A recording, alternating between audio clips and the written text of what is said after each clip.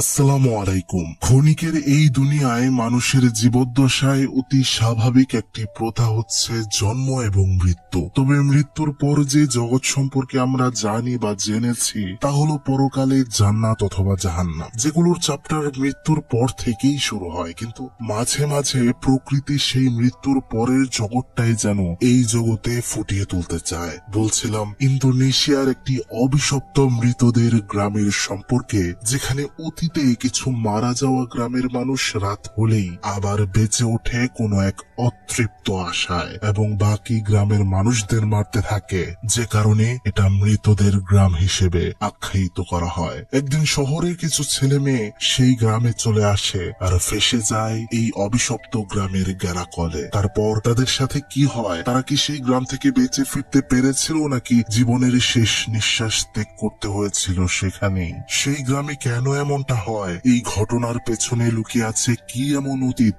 যার কারণে এই গ্রামকে দুনিয়ার জাহান্নামও বলা হয়? তাই জানবো আজকের এই ভিডিওতে। হরর, সাসপেন্স এবং অতীতে থাকা রহস্যে ভরা ইন্দোনেশিয়ার অভিশপ্ত গ্রামের এই ঘটনাটি আপনাকে ভয় পেতে বাধ্য করবে বন্ধুরা। ঘটনার নাম মালামপাড়া জাহান্নাম। তাহলে চলুন বন্ধুরা, চলে যাওয়া যাক ভয়ানক দুনিয়ায়। ঘটনার শুরু আমাদেরকে দেখানো হয় 1965 সালের সময়ে একটা গ্রামকে, যেখানে একটা বাড়িতে খুব মানুষ ভিড় করেছিল। সাংবাদিক এসেছিল, কারণ সেই গ্রামের গ্রাম প্রধান মারা গিয়েছিল বললে ভুল হবে, কেউ হয়তো তাকে মেরে ফেলেছিল। শেষ গোসল করানো হচ্ছিল তাকে, আর সবাই বলা বলি করছিল গ্রাম প্রধানের লাশটা নাকি পাওয়া গিয়েছে জঙ্গলের কাছে। ঠিক তখনই সেই বাড়িতে কারা যেন হামলা করে আর আগুনের মশাল ছুড়ে মারে, যার কারণে সেই বাড়িতে তৎক্ষণাৎ আগুন লেগে যায়। আর সেই লোকটিকে ধরার জন্য সেখানে থাকা মানুষগুলো তার পিছু নেয় আর সেটাকে ধরেও ফেলে। সেই লোকটাকে এত করে জিজ্ঞেস করা হয় যে কেন সে এমনটা করলো, কিন্তু সেই ব্যক্তিটা কিছুই বলে না। তাই সেই লোকগুলোর মাঝে থাকা একজন ব্যক্তি সেই লোকটিকে মেরে ফেলে। এদিকে আমরা দেখতে পারছিলাম বাড়িতে সবাই আগুন নেভাতে ব্যস্ত, পুরো বাড়িতে আগুন ছেয়ে গেছে। কিন্তু গোসল করানো গ্রাম প্রধান হঠাৎ করেই সেখানে উঠে বসে পড়েছে। অর্থাৎ ভৌতিক ঘটনার সূচনা এখান থেকেই। আমাদেরকে দেখানো হয় 2023 সালে জাকার্তা শহরে একটা হসপিটালে, যেখানে একটা মৃত ব্যক্তিকে দাফনের জন্য কাফনের কাপড় পরানো হচ্ছিল। আর এটা হচ্ছে সেই মৃত ব্যক্তির একমাত্র নাতি, যার নাম রেন্ডি। আমরা তাকে তার দাদার অফিসেই দেখতে পাই এবং সেখানে সে ড্রয়ারের ভেতর একটা চিরকুট পায়। সেখানে তার দাদা লিখেছিল মারা যাওয়ার পর তাকে যেন তার নিজের গ্রামে অর্থাৎ উইনগোর গ্রামে দাফন করা হয়। এটা তার শেষ ইচ্ছে, নয়তো সে কোনোদিনই নাকি ক্ষমা পাবে না। সেখানে এটাও লেখা ছিল যে রেন্ডি সেখানে গেলেই তার বাবা মার বিষয়ে জানতে পারবে। আপনাদেরকে বলে রাখা ভালো বন্ধুরা, রেন্ডি এত বড় হয়ে গিয়েছে তাও সে তার মা বাবার বিষয়ে কিছুই জানে না। সেখানে আমরা দেখতে পাই তার দুই বন্ধুকে, একজনের নাম মার্টিন আর একজনের নাম সিস্কা। তো রেন্ডি তখন তাদেরকে জানায় লাশ দাফন করার জন্য তার দাদাকে গ্রামে নিয়ে যেতে হবে। তার সাথে যাওয়ার জন্য তার দুই ফ্রেন্ডও রাজি হয়ে যায়। আমরা দেখতে পাচ্ছিলাম রেন্ডি তার দাদার মরদেহ নিয়ে অ্যাম্বুলেন্স করে রওনা দিয়ে দেয়। আর বন্ধুরা, এখানে আপনাদেরকে বলে রাখি, এই গ্রামটা কিন্তু সেই গ্রাম যে গ্রামের বিষয়ে আমরা প্রথমে দেখেছিলাম। তারা যখন সেই গ্রামের খুব কাছাকাছি ছিল, তখন গাড়ির ড্রাইভার তেজা রেন্ডিকে জিজ্ঞেস করে যে একটু জিপিএসটা দেখো তো আমরা কোথায় আছি। রেন্ডি যখন জিপিএস দেখতে যাবে তখনই সে দেখতে পায় তারা নেটওয়ার্কের বাইরে চলে গিয়েছে। তেজা তখন একটু সামনেই গিয়ে গাড়িটা থামায় আর একটা মহিলাকে দেখে মহিলাকে জিজ্ঞেস করে উইনগোর গ্রামের রাস্তাটা কি এটাই? সেই মহিলাটি হ্যাঁতে জবাব দেয়। কিন্তু আমরা দেখতে পারছিলাম সেই মহিলাটি অনেকটা অবাকও হয়েছিল এই গ্রামের বিষয়ে জিজ্ঞেস করাতে। অবশেষে তারা সেই গ্রামের সামনে গিয়ে পৌঁছায়। গ্রামের গেট দিয়ে গাড়িটা যখনই যেতে শুরু করবে তখনই গাড়িটা নষ্ট হয়ে যায়। এখন ড্রাইভার বলে গাড়ি ঠেলতে হবে। তো তারা তিন বন্ধু নেমে গাড়িটা ঠেলতে শুরু করে। এতে গাড়িটা স্টার্ট নেয় ঠিকই, কিন্তু আমরা দেখতে পাচ্ছিলাম সেখানে একটা বৃদ্ধ লোক অবাক হয়ে তাদের দিকে তাকিয়েছিল।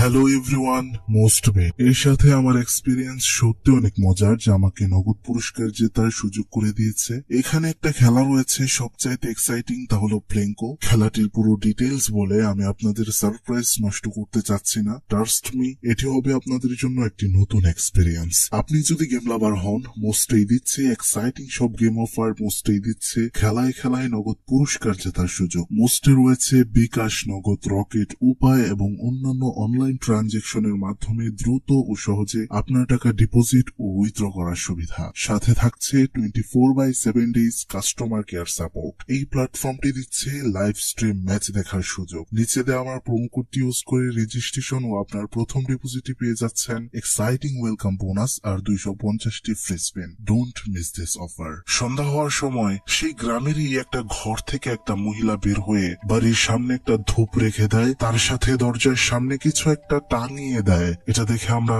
বুঝতে পারি হয়তো কবচ জাতীয় কিছু টাঙিয়েছে। এদিকে তাদের গাড়িটা আবারও নষ্ট হলে তারা আবারও গাড়ি ঠেলতে থাকে এবং একটা পরিত্যক্ত বাড়ির সামনে অ্যাম্বুলেন্স দাঁড়ায়। যেহেতু আজ রাত হয়ে গিয়েছে তাই আজ দাফনও করা সম্ভব না, তাই তারা সবাই সিদ্ধান্ত নেয় যে আজ রাতটা তারা অ্যাম্বুলেন্সের ভেতরেই কাটিয়ে দেবে। সেটাই হয়, কিন্তু মাঝরাতে হঠাৎ করে রেন্ডির বাথরুমে যাওয়ার দরকার পড়লে সে সেখানে বাথরুম খুঁজে বেড়ায় কিন্তু পায় না। একটা গাছের কাছে গিয়ে গাছ সারতে শুরু করে। হঠাৎ করে যেন তার গাছ ছমছম করতে শুরু করে। ভয়ে ভয়ে তার আশেপাশে সে চাইতেও কাউকেই দেখতে পায় না। কাজ সারার পর তার চোখ যখন গাছের উপরে যায় তখনই সে ভয়ে হুড়মুড়িয়ে পড়ে। সে দেখতে পাচ্ছিল সেই গাছ থেকে নেমে আসছিল এক ভয়ঙ্কর জিনিস যা আগে সে কখনোই দেখেনি। পেছনে ফিরতেই সে দেখতে পায় ঠিক এমনই একটা ভয়ঙ্কর অভয়ব তার উপর অ্যাটাক করছে। সে কোনোভাবে সেখান থেকে পালিয়ে দৌড়ায়। এদিকে আমরা দেখতে পারি সেই গ্রামেই একটা ঘরে একটা মেয়ে বসে টিভি দেখছিল।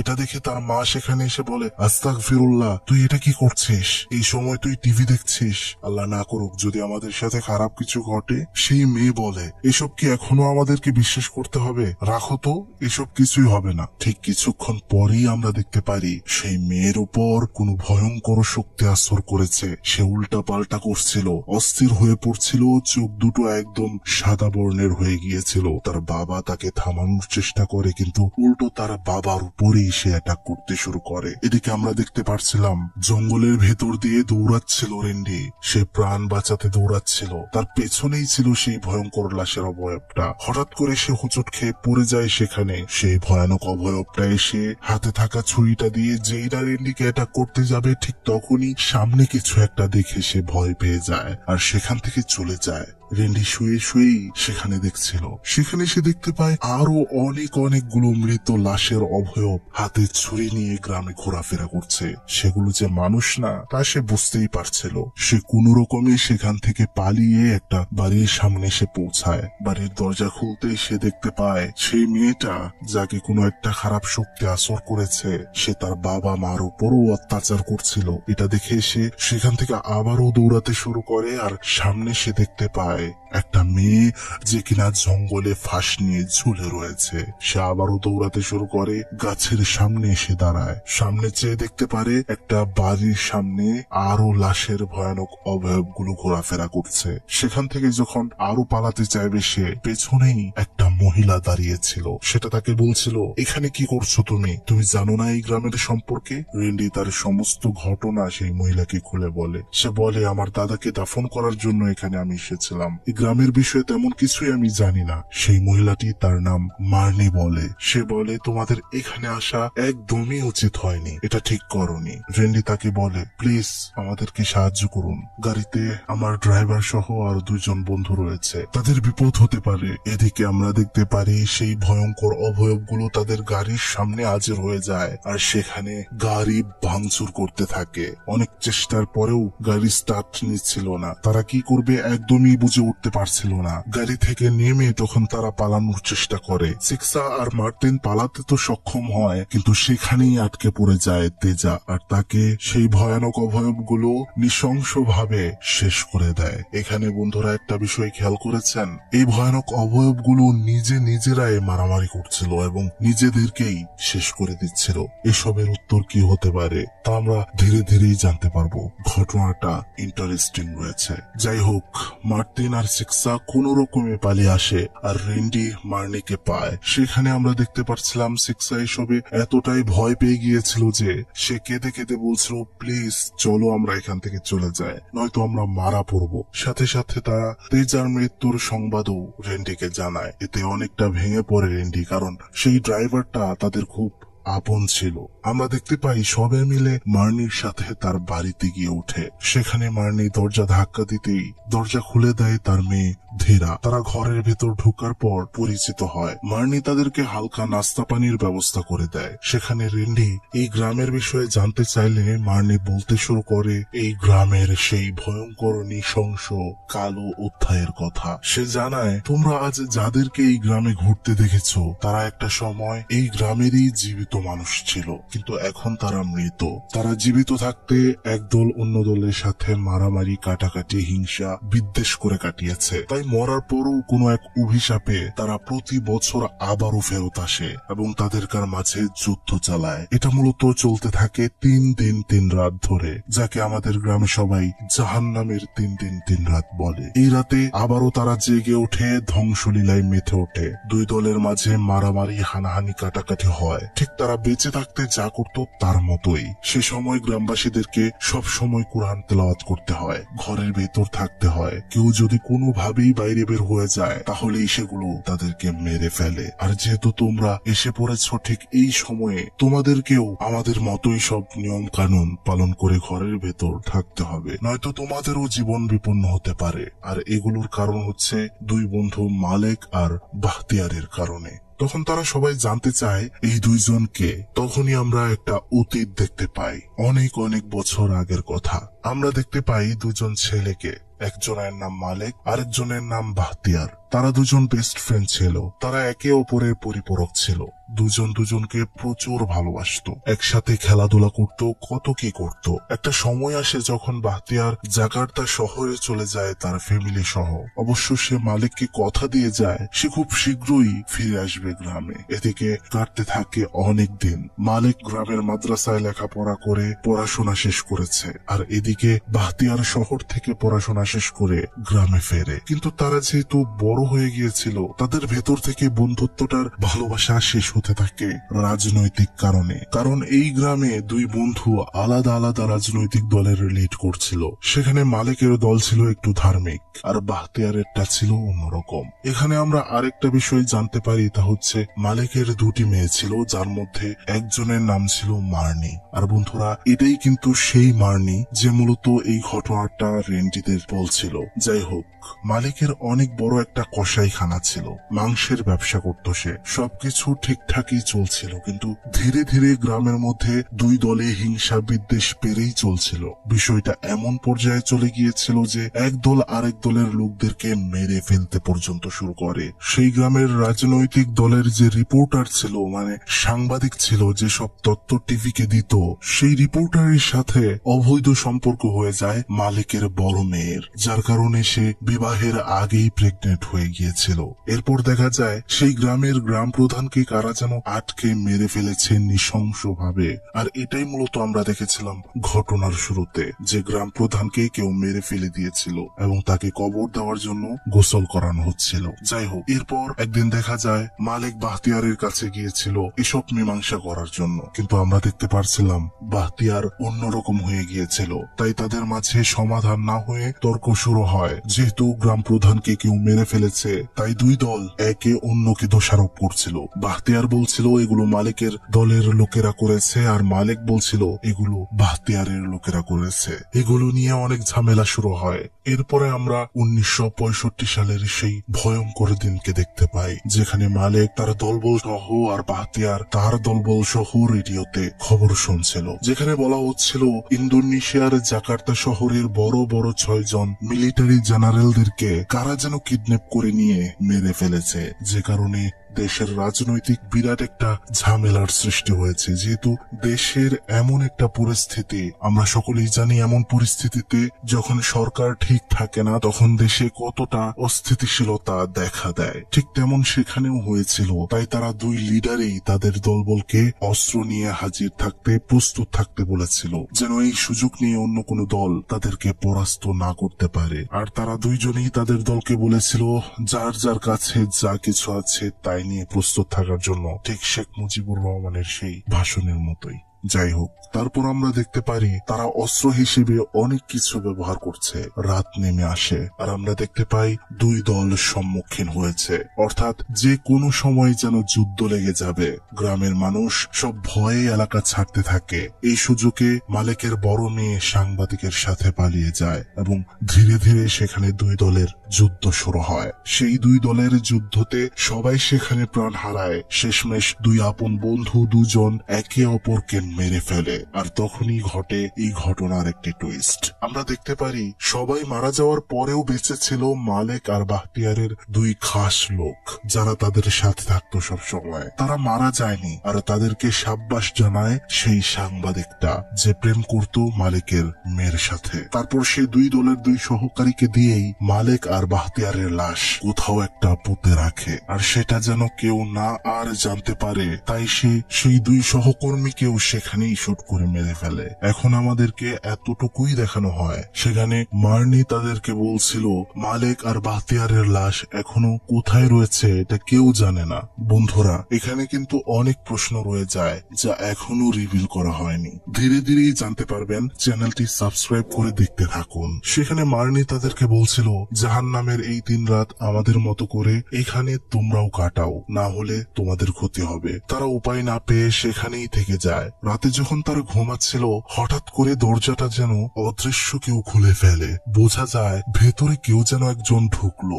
দরজার শব্দ পেয়ে ঘুম ভেঙে যায় সিক্সার। সে ধীরে ধীরে উঠে আর চেক করতে যায়। সে যখন দরজাটা খুলে, তখনই তার সামনে এসে পড়ে একটি ভয়ঙ্কর নারী অবয়ব, যেটা দেখে সে চিৎকার করে দরজা বন্ধ করে, কিন্তু পেছন থেকেও সেটা তাকে হান্ট করে। যেটা তার গলা চেপে ধরেছিল, সে প্রচন্ড চিৎকার করছিল। এই চিৎকারে তার ঘুম ভেঙে যায়, অর্থাৎ এটি একটি স্বপ্ন ছিল।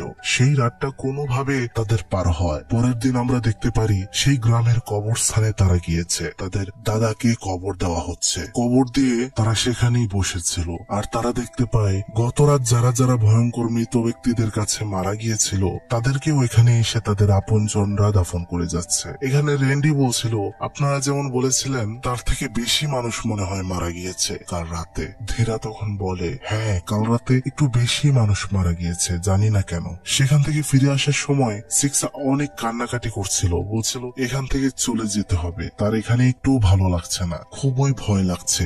সেখানে মার্নি বলছিল তাদেরকে, তোমরা যদি এখন এখান থেকে চলে যাও, দিনের বেলা হলেও তোমাদেরকে যে কোনো সময় মৃতেরা অ্যাটাক করতে পারে। তোমাদের যেভাবেই হোক এখানেই থাকতে হবে। কাল রাতে তোমরা এই ঘরে ছিলে, কিন্তু আজকে এখানে থাকতে পারবে না, কেননা গ্রামের বাইরের মানুষ এক জায়গাতে বেশিক্ষণ থাকলে তারা সেই বাড়িতেও হামলা চালায়। তাই আজ তোমরা মালিকের পরিত্যক্ত কসাইখানাতে থাকবে। বন্ধুরা, আপনাদেরকে এখানে বলে রাখি, এই মার্নি কিন্তু মালিকের মেয়ে, তা কিন্তু আবার সে তাদেরকে বলেনি, যেটা লুকানো হয়েছে। যাই হোক, তারা সবাই মিলে কসাইখানাতে চলে যায়, সাথে যায় ধীরা। সেখানে তারা এক হয়ে বসলে কিছু মন্ত্র পড়া চাল দিয়ে একটা রাউন্ড শেপ অর্থাৎ সার্কেল বানিয়ে দেয় ধীরা, আর পবিত্র পানি ছিটিয়ে দেয় সেখানে। সে বলে এই সার্কেল থেকে বাহিরে একদমই বের হওয়া যাবে না, তাহলে তাদের উপর সমস্যা করবে মৃতরা। তারা সবাই সেই সার্কেলের ভেতরেই ছিল।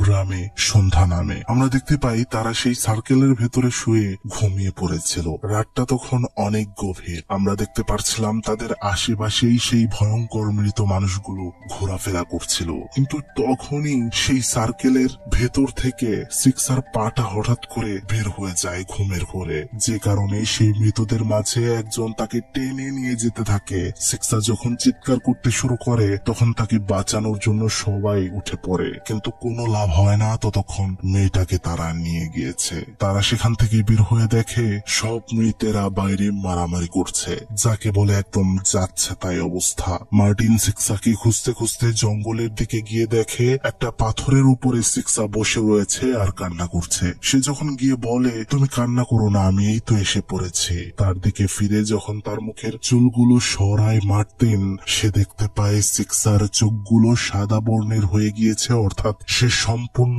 ভয়ানক কিছুর ধারা পজেস হয়ে গিয়েছে। এবং সাথে সাথে সিক্সা শূন্যে ভাসতে শুরু করে এবং অদৃশ্য শক্তিটা উপর থেকে ছুঁড়ে নিচে ফেলে দেয় সিক্সাকে। পাথরের মধ্যে বাড়ি খেয়ে সিক্সার সেখানেই মৃত্যু হয়। এখন সঙ্গে সঙ্গেই সেই অদৃশ্য শক্তিটা মার্টিনকেও শূন্যে ভাসিয়ে ফেলে আর তাকেও নিচে ফেলে দেয়। তাদের চিৎকার শুনে এদিকেই আসছিল রেন্ডি আর ধীরা। তারা সেখানে দেখতে পায় সিক্সা মার্টিন দুজনেই চিরতরে ওপারে পাড়ি জমিয়েছে। রেন্ডি অনেকটা ভেঙে পড়ে, অনেক কান্না করতে থাকে। সে তাকে সান্ত্বনা দিচ্ছিল ধীরা। এর পরের দিন আমরা দেখতে পারি তারা রেন্ডির দুই বন্ধুকে তাদের দাদার পাশেই কবর দিয়েছে। মার্নি রেন্ডিকে শক্ত থাকতে বলছিল। এটাই হচ্ছে এই গ্রামে আসার মূল কেবল পরিণতি। রেন্ডি না চাইতেও মেনে নিয়েছিল সবকিছু। কিন্তু আজব একটা বিষয় হচ্ছে, এসব সেই এলাকার মানুষ আজব হয়েই দেখছিল, যেন এখানে অবাক কিছু ঘটছে। তারা কেন এভাবে চেয়ে দেখছিল সেটা আমরা পরেই জানবো। তারা বাড়িতে ফেরার পর মার্নি বলছিল সবার লাশ পাওয়া গেলেও সেদিন পাওয়া যায়নি মালেক আর বাখতিয়ারের লাশ, যে কারণেই এই গ্রামের এই অবস্থা। যদি আমরা লাশ পেয়ে সেগুলো ভালো করে দাফন করতে পারতাম তাহলে হয়তো এই গ্রামের এই অভিশাপ দূর হতো। রেন্ডি তখন তার দাদার দেওয়া একটা বক্স বের করে আর বলে, আমার দাদা বলেছিল ওই বাক্সটা আমারনিয়া নামের একটি মহিলাকে দিতে, যে এই গ্রামেই থাকে। তাহলে নাকি আমি আমার বংশের অথবা পরিবারের পরিচয় পাবো। মার্নি তখন এসব দেখার পরে সে বলে, গত 20 বছর আগে একটি পরিবার এই গ্রামে এসেছিল। মার্নির ভাষায় তারা তখন তার বোনের লাশ নিয়ে এখানে এসেছিল। তারা নিজেদেরকে দাবি করছিল তারা হলো আমার বোনের মেয়ে এবং মেয়ে জামাই, কিন্তু তারা বাঁচতে পারেনি, কারণ তারা যেদিন এখানে এসেছিল সেদিনই ছিল 3 রাতের জাহান্নামের এক রাত। সে সময় এই গ্রামে তারা থাকার কারণে তারাও মারা গিয়েছিল। আর রেন্ডির দাদা আমারনিয়া নামক যে মহিলাকে এই বক্সটি দিতে বলেছিল সেটাই হচ্ছে মার্নি, অর্থাৎ মার্নি হচ্ছে তার ডাক নাম, যার আসল নাম হচ্ছে আমারনিয়া। তখন রেন্ডি বলে, তাহলে তো আপনি আমার দাদির ছোট বোন। তো তারা পরিচিত হওয়ার পর অনেক খুশি হয় আর মার্নি রেন্ডিকে জড়িয়ে ধরে নাতি হিসেবে পেয়ে। আর এখানে বন্ধুরা আরেকটা টুইস্ট রিভিল হয়, সেটা হচ্ছে রেন্ডির দাদা আর কেউ না, সেটা হচ্ছে এই গ্রামের জাহান্নাম সৃষ্টির অধিনায়ক, সেই সাংবাদিক। কিন্তু মার্নি রেন্ডিকে সেটা জানায় না। সে এটাও জানায় না যে মার্নির বড় বোনকে মানে রেন্ডির দাদা বিয়ের আগেই তার দাদিকে যে প্রেগনেন্ট করে ফেলেছিল এই বিষয়ে। এরপর আমরা দেখতে পাই তারা সবাই মিলে কবরস্থানে গিয়েছে রেন্ডির বাবা মায়ের কবর জিয়ারত করার জন্য। যাই হোক, সেখান থেকে আসার সময় তারা যখন কসাইখানাতে যায়, হঠাৎ করে রেন্ডির কিছু একটা মনে হয়ে গেলে সে ঘটনার শুরুতে যে গাছের কাছে গিয়ে বাথরুম করেছিল সেখানে যায়। সেখানে গিয়ে সে দেখতে পায় সেই গাছটার মধ্যে একটা চাকু ঢুকে রয়েছে। সে অনেক চেষ্টা করে কিন্তু সেটা মোটেই বের করতে পারছিল না। সে তখন সেখান থেকে একটা লোহার রড নিয়ে সেটা বের করতে যায়, কিন্তু আজব বিষয় হচ্ছে সেই গাছের ভেতর থেকে তাজা রক্ত বের হচ্ছিল। ঠিক তখনই পরিবেশটা যেন অন্যরকম হয়ে যায়, ধোঁয়াতে সব ভরে যায়, তার পায়ের নিচের মাটি সরে যায়, সেখানে গর্ত সৃষ্টি হয়। তখন সেখানেই সে একটা অস্ত্র খুঁজে পায়। সে ধীরা আর মার্নিকে ডাকতে শুরু করে। সেখানে গিয়ে তারা পৌঁছায় আর বুঝতে পারে এখানেই রয়েছে তার দাদা আর বাখতিয়ারের লাশ। তারা খুঁজতে শুরু করে আর তারা তুলতে শুরু করে সেগুলোর কঙ্কাল। তারা কোন রকমে সেখান থেকে কঙ্কালগুলো সাথে করে নিয়ে কবরস্থানের দিকে পৌঁছায়, কিন্তু সেখানেই তাদের উপর একের পর এক মৃতদের আঘাত আসতে শুরু করে। এদিকে আমরা দেখতে পারি গ্রামে অলরেডি মানুষ মারা শুরু হয়ে গিয়েছে, কারণ অলরেডি সন্ধ্যা হয়ে গিয়েছিল। 2টা মেয়ে অলরেডি নিজেই ফাঁসি নিয়ে নিয়েছিল।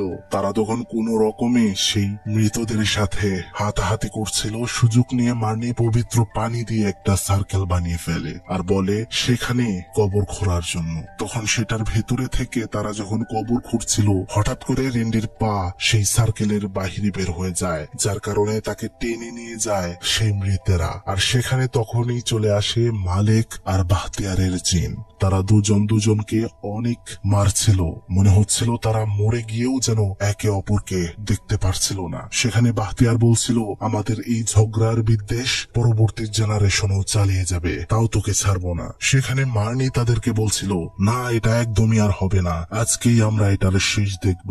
তাদের কথার মাঝখান দিয়ে তখনই তাদের কঙ্কালগুলো কবর দিয়ে ফেলা হয়। আর তখনই মালেক আর বাখতিয়ারের শরীরে জ্বলতে শুরু করে, তারা সেখানেই পুড়ে ছাই হয়ে যায়। এর সাথে সাথে গ্রামে যত মৃতের আত্মা অথবা জিন জীবিত হয়েছিল তারাও ভ্যানিশ হতে শুরু করে, অর্থাৎ তারা সফল হয়ে যায়। এর পরের দিন আমরা দেখতে পারি রেন্ডি শহরে ফেরার জন্য তার ব্যাগ গোছাচ্ছে। তখন তাদের দুজনের মধ্যে একটা আকর্ষণ সৃষ্টি হয়। রেন্ডি ধীরাকে বিয়ের প্রস্তাব দেয়। তারা কাছাকাছি চলে গেলে তাদের মধ্যে এক সময় ফিজিক্যাল সম্পর্কও হয়ে যায়। এরপরে আমরা দেখতে পাই গ্রামে মানুষ প্রচুর আনন্দ করছে। তাদের উপর থেকে এত বছরের অভিশাপ কাটার কারণে তারা খুবই আত্মহারা, খাওয়া দাওয়া করছে। ধীরা মার্নির থেকে বিদায় নেয়। মার্নি ঘরে সে একটা পুরনো দিনের গান চালিয়ে দেয়। তখনই ঘটনার একটা আসল টুইস্ট রিভিল হয় বন্ধুরা। গাড়ি দিয়ে যখন যাচ্ছিল তারা, তখনই পেছনে ফিরে ধীরা, আর আমরা তখনই তার চোখ দেখে চমকে যাই, কারণ এটা কোনো মানুষের চোখ হতে পারে না। পেছনের সিটেও বসেছিল মার্নি তাকেও দেখে স্বাভাবিক লাগছিল না,